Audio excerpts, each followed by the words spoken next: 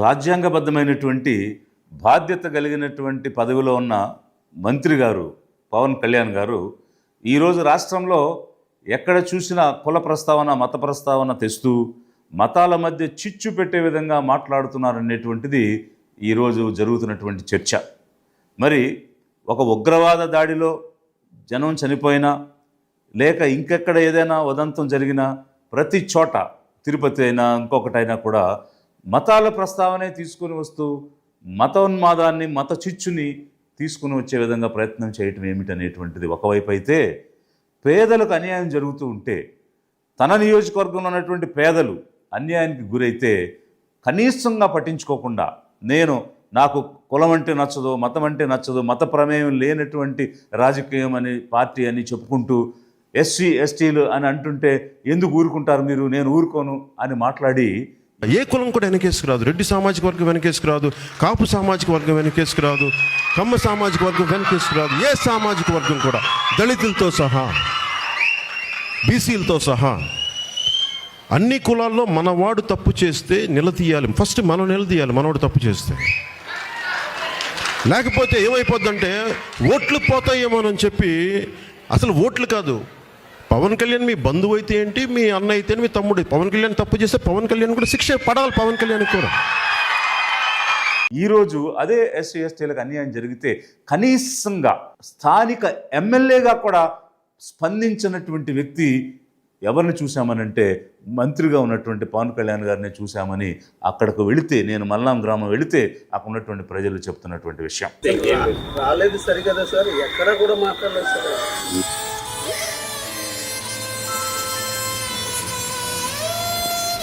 ఇప్పుడు ఒకటి కుటుంబాన్ని ఆదుకోవడం అనేటువంటిది ప్రైమరీ ఇంపార్టెన్స్, అంటే ముఖ్యమైన.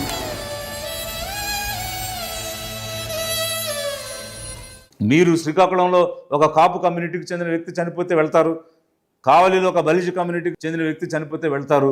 వెళ్ళండి, మీరు స్వజాతి కోసం నిలబడండి, మేము అభినందిస్తున్నాం, ఆహ్వానిస్తున్నాం. అయితే తన వారికి ఒక రకంగా కాని వారికి ఇంకొక రకంగా ప్రవర్తించడం అనేటువంటిది ఒక రాష్ట్ర మంత్రిగా మీకు చెల్లదు. ఎందుకనంటే రాష్ట్రానికి మంత్రి మీరు, అంతేగాని ఒక జాతికో ఒక మతానికో మంత్రి కాదు మీరు. ప్రతి ఒక్కరిని కూడా సమదృష్టితో చూడాలి, అందులోనూ పేదల పక్షాన నిలబడాలి. ఎందుకంటే పేదలకు అన్ని రకాల అవకాశాలు ఆస్తులు లేవు కాబట్టి వాళ్ళు పేదరికంలో మగ్గిపోతున్నారు. అలాంటి వాళ్ళ వైపు మనం పక్షపాతంగా ఉండాలి, అలాంటి వాళ్ళ వైపు మనం బయాస్గా ఉండాలి. అంతేగాని వాళ్ళకు అన్యాయం జరిగితే కనీసంగా స్పందించకపోవడం ఏమిటి? ఇది లిబరేషన్ కాంగ్రెస్ పార్టీ నుంచి మిమ్మల్ని నిలదీయటమే కాకుండా ప్రజల నుంచి వస్తున్నటువంటి ఆవేదన, ఆక్రందన మీ దృష్టికి తీసుకొని వస్తూ ఉన్నాం. మల్లాంలో ఏం జరిగింది, మీ నియోజకవర్గంలో మీ కింద మీ చుట్టూ ఉన్నటువంటి పరిస్థితుల్లో ఏం జరిగింది ఒకసారి చూడండి. రాలేదు సరికదా సార్, ఎక్కడ కూడా మాట్లాడలేదు సార్.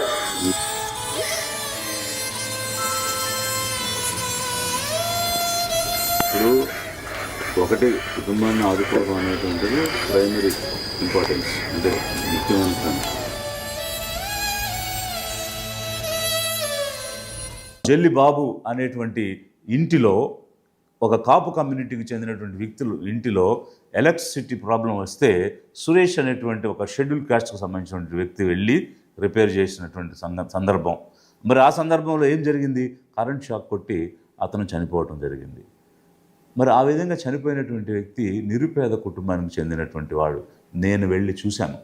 నేను వెళ్ళినటువంటి సమయంలో అక్కడ ఎక్స్ ఎమ్మెల్యే వర్మ గారు కూడా అదే సమయంలో ఆ ఇంటిని, ఆ కుటుంబాన్ని పరామర్శించడానికి వచ్చున్నారు.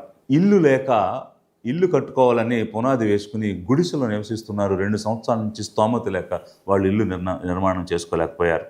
బ్రెడ్ విన్నర్ సంపాదించే వ్యక్తి చనిపోయాడు. ఈరోజు చనిపోయిన తర్వాత అక్కడ ఉన్నటువంటి సోషల్ యాక్టివిస్టులు అందరూ గ్రామ సర్పంచ్ని, కాపు పెద్దల్ని కలిసి దాని అంబేద్కర్ విగ్రహం దగ్గర ధర్నా చేసినప్పుడు వారంతా కూడా మనం సామరస్యంగా ముందుకు వెళదామని చెప్పి ఒక పంచాయతీ చేశారు. ఆ పంచాయతీలో ఏం చెప్పారంటే, ఈ మృతి చెందినటువంటి కుటుంబానికి 2,75,000 ఇప్పిస్తాము అని చెప్పి 75,000 మాత్రమే ఇచ్చి ఆ రోజుకి ఒక పంచాయతీని చేశారు. ఆ తర్వాత ఏం జరిగింది, రెండో రోజు ఉదయం ఆదివారం యథావిధిగా అక్కడ ఉన్నటువంటి షెడ్యూల్ కాస్ట్ కమ్యూనిటీకి చెందినటువంటి డిఫరెంట్ కాస్ట్లో ఉన్నటువంటి పీపుల్ అక్కడ ఉన్నటువంటి షాప్స్కి అక్కడికి వెళ్ళి రకరకాల వస్తువులు, కూరగాయలు, మాంసం ఇట్లాంటివి కొనుక్కోవడానికి ప్రయత్నం చేస్తే వారందరూ కూడా నిరాకరించారు. ఎందుకు నిరాకరించారంటే అక్కడ ఉన్నటువంటి కాపు పెద్దలు మిమ్మల్ని వెలేశారు, మీకు ఏమీ ఇవ్వకూడదని చెప్పారు. వాళ్ళు చెప్తున్నటువంటి విషయాలను వీడియోలు తీసి ఎడ్యుకేటెడ్ యూత్ సోషల్ మీడియాలో పెట్టి సాంఘిక బహిష్కరణ జరిగింది మల్లాం గ్రామంలో షెడ్యూల్ కాస్ట్కి అనేటువంటి అంశాన్ని వెలికి తీసుకొచ్చారు. ఏ మీడియా చెప్పలా, ఏ మీడియా పేపర్లో రాయలా. ప్రధాన మీడియాలు అన్నీ కూడా అమ్ముడిపోయినటువంటి పరిస్థితిలో వారికి స్వార్థంతో వ్యాపారం చేసుకునే దృక్పథంలోనే ఉన్నారు తప్ప సాంఘిక సమస్యలు కానీ పేదల సమస్యలు కానీ ఈ మీడియా బయటకు తీసుకొచ్చేటువంటి పరిస్థితులు లేదు. అందుకే సోషల్ మీడియా వాడుకుని వారు బయటకు తెచ్చారు. ఆ మల్లాం గ్రామంలో 3,000 మంది కాపులు ఉన్నారు, 1,500 మంది షెడ్యూల్ కాస్ట్ కమ్యూనిటీ వాళ్ళు ఉన్నారు.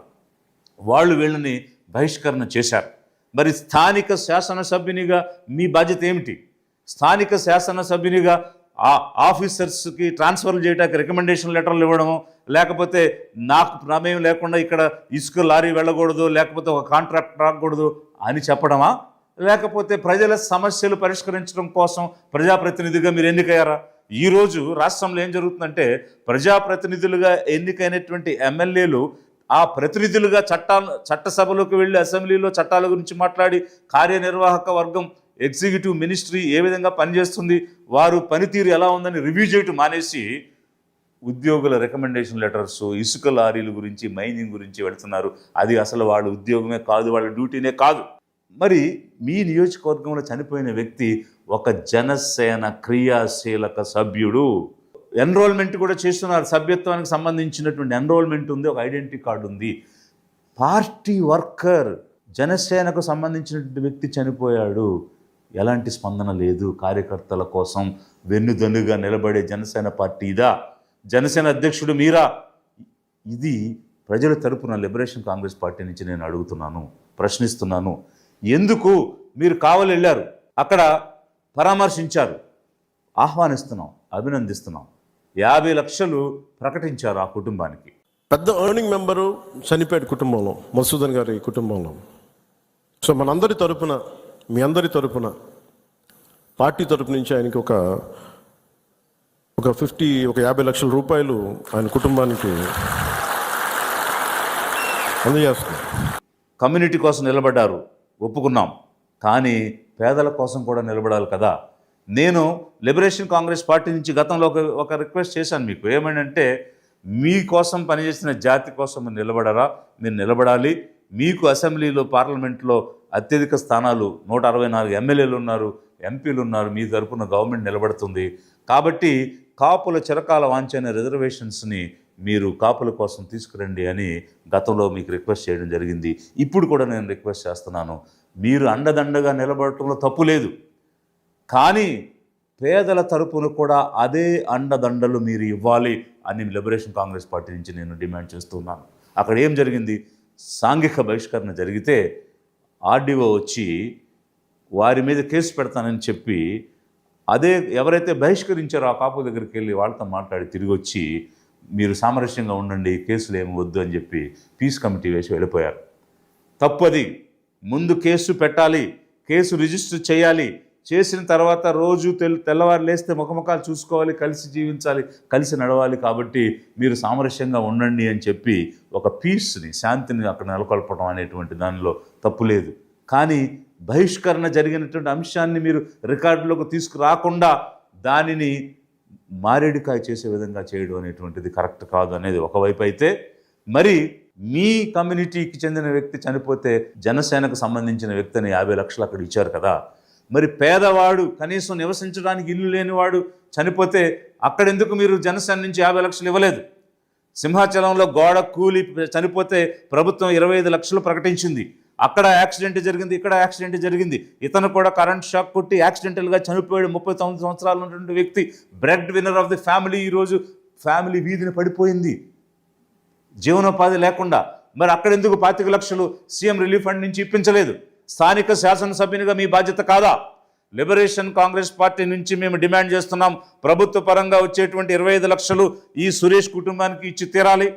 జనసేన పార్టీ నుంచి మీరు 50 లక్షలు ఏదైతే కావాలో ప్రకటించారో అదేవిధంగా 50 లక్షలు ఇక్కడ కూడా ఈ క్రియాశీలక సభ్యత్వం కలిగినటువంటి సురేష్కి ఇచ్చి తీరాలనేటువంటిది మేము డిమాండ్ చేస్తూ ఉన్నాము.